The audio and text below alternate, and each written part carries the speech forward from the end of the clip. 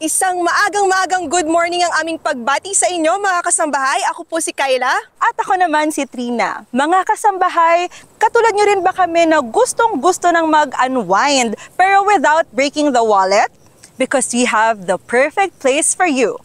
Aakalain nyo ba na may lugar na may picturesque views na parang nasa Switzerland ka pero nandito lang sa Luzon?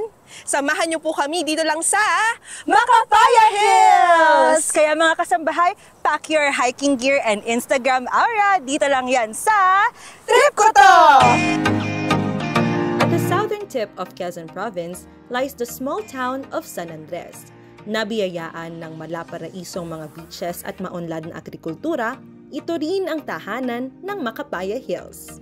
These rolling hills have risen to Instagram fame in the past years because of its natural beauty at yung sea of fresh green grass na makikita kapag narating na natin ang tuktok. Kaya hindi talaga namin ito palalampasin.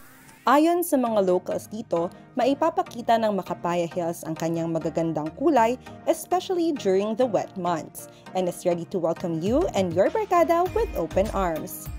But of course, iba pa rin ang views na ibibigay nito sa sunrise and sunset. Kaya mga kasambahay, if you want to catch that glow, mag-ready na kayo, maaga pa lang.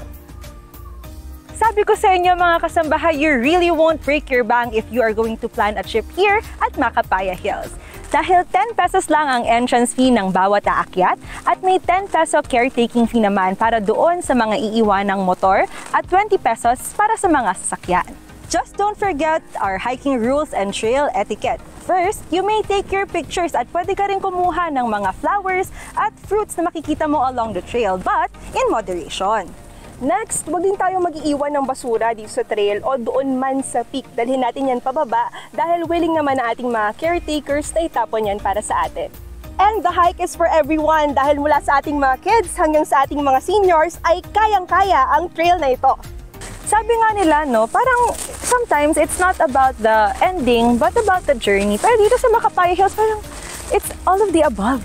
Oo nga, no, kasi pagdating natin sa tuktok, may mag-welcome sa atin na breathtaking views. Tapos kapag nag-hike, sabi nga ng science, diba, nagre-release ang katawan ng happy hormones na endorphins. Plus, nakakapag-exercise ka pa talaga. Kaya tara na, nakikita ko na yung ending. Nakikita mo ito. Tara, let's go na! Ang Macapaya Hills ay 4 hours from the capital city of Quezon, Lucena City. Pero worth it yan once na nakita na natin ang hills.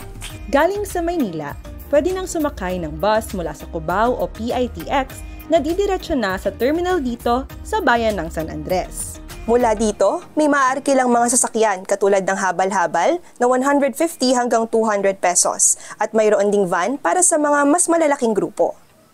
Commute o private vehicles man, ang Macapaya Hills ay narito lang sa Sitio Macapaya, Barangay Camflora, San Andres, Quezon. So mga kasambahay, unwind, relax, and enjoy the beauty and healing that nature can give you. At syempre, isama nyo na ang inyong favorite barkada. Enjoy and love the Philippines even more As we bring you to more exciting adventures here and across the globe. Dito lang sa Trip Ko To!